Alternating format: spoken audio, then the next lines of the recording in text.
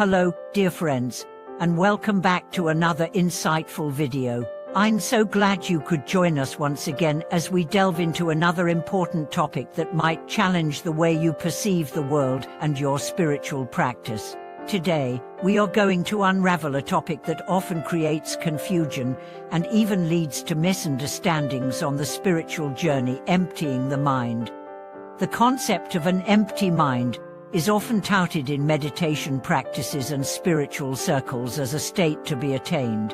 It's believed by many that the key to enlightenment or inner peace lies in emptying the mind of all thoughts and distractions. But is this truly the case?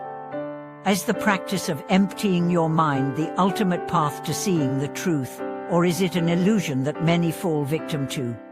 I want to explore with you today the deeper layers of this idea, questioning not just its validity but its potential pitfalls. It's essential to understand that the state of having no thoughts is not synonymous with wisdom or enlightenment. In fact, it may actually hinder spiritual growth and personal transformation if misunderstood or misapplied.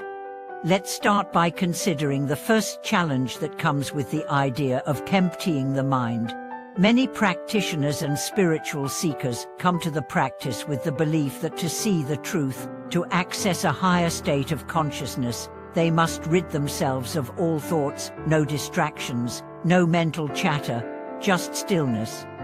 This approach, while seemingly profound, can lead to frustration, confusion, and a sense of inadequacy. Why? Because trying to force the mind to stop thinking is an unrealistic goal that often makes the thoughts more persistent and distracting. There's an interesting phenomenon that occurs when we attempt to force ourselves into mental stillness. The more we try to suppress or eliminate our thoughts, the more power we give them. The effort itself becomes a thought, a source of mental strain. The mind becomes occupied with the task of trying to not think, and in this process, it never truly becomes empty. Instead, it is filled with frustration, tension, and a sense of failure when we inevitably find ourselves thinking again. This is the illusion many people fall into when practicing the idea of an empty mind. They believe that in order to reach spiritual realization, they must eliminate everything, leaving a void in their consciousness. But the truth is far from this. Emptiness, as taught in the Buddhist and other spiritual traditions, does not mean the absence of thought. True emptiness is the space that arises when the mind is free from attachment and identification with thoughts, not when it is forcefully emptied or suppressed. To clarify this, let's look at an example from a real-life experience. I know of a woman named Maya who was deeply immersed in her meditation practice. She had read books, attended retreats, and followed many teachings on the importance of an empty mind. She believed that if she could only silence her thoughts completely, she would achieve a state of blissful awareness. But over time, she found herself increasingly frustrated. Despite all her efforts, her mind seemed as lazy as ever. She couldn't stop thinking, and this caused her to feel as though she was failing on her spiritual path. She believed that true peace would only come when she could quiet the endless chatter of her mind. One day, after months of struggle, Maya sought guidance from her teacher, who had seen her struggling with this concept. The teacher smiled and said, "Maya, the mind is not something to be eliminated. It is something to be understood. Instead of fighting your thoughts, learn to observe them without attachment. In this way, you will see the truth that lies beneath the surface of the mind." This advice turned May's entire approach to meditation on its head. She realized that instead of trying to force her thoughts into silence, she needed to simply observe them, to witness them as they arose and passed, without judgment or resistance. Over time, Maya began to experience a subtle shift. She no longer fought her thoughts.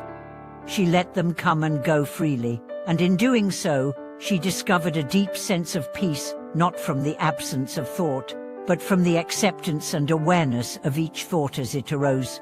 This shift in Maya's practice is a powerful lesson for all of us. The truth is not found in the elimination of thoughts, but in our ability to understand them and not be controlled by them. The key to spiritual awakening and self-realization is not about emptying the mind to the point of nothingness. It's about seeing the mind clearly, understanding the nature of thoughts, and learning how to not be swept away by them.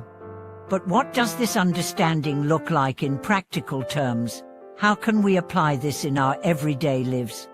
To begin, we must stop viewing the mind as an enemy to be defeated. The mind is not inherently bad, nor are thoughts inherently harmful. It is our attachment to them, our identification with them, that causes suffering. When we learn to observe our thoughts without attaching to them, we create space in our consciousness space that allows us to act with clarity, compassion, and wisdom. This leads us to the second aspect of this misunderstanding, the idea that mental stillness equals wisdom. Many people believe that if they could only clear their minds, they would suddenly access higher wisdom. But in truth, wisdom rises not from emptying the mind, but from cultivating awareness and insight. It comes from understanding the true nature of the mind, recognizing the impermanence of thoughts, and seeing through the illusions of attachment and aversion. Let's take the example of a river. When a river is turbulent, it is hard to see clearly through the water. But when the river becomes calm, the water is clear, and we can see the rocks and pebbles beneath the surface. Similarly, when the mind is filled with turbulence, whether it be through attachment, desire, or aversion, it is difficult to see clearly.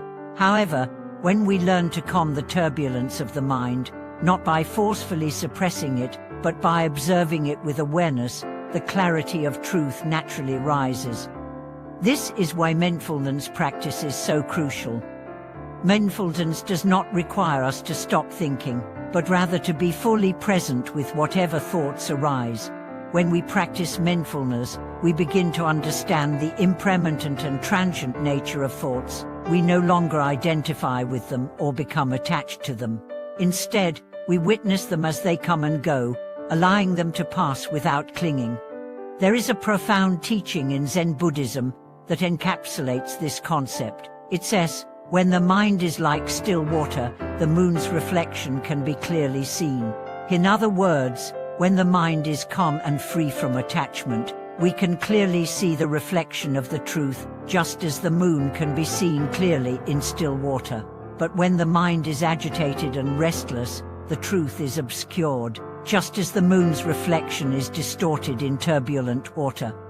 To truly see the truth, we must cultivate this kind of stillness, not the stillness that comes from forcefully emptying the mind, but the stillness that arises naturally when we let go of attachment and allow our thoughts to rise and pass without clinging to them.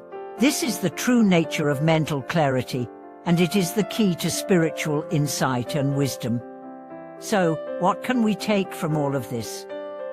The practice of emptying the mind is not about forcing the mind into silence. It's about learning to see clearly, to witness the thoughts without attachment, and to cultivate the awareness that allows the truth to emerge naturally. The path to enlightenment is not about escaping the mind, but about understanding it and using it wisely. Thank you for watching this video. I hope this discussion has brought some clarity to your practice and understanding of the mind. Please share your thoughts in the comments below. Have you ever struggled with the idea of emptying the mind, and how did you find peace with it? Let's continue this conversation and support each other on our journey of understanding. And as always, don't forget to like, subscribe, and share. Together, let's cultivate a deeper awareness and understanding of the mind, so we can live with clarity, peace, and wisdom.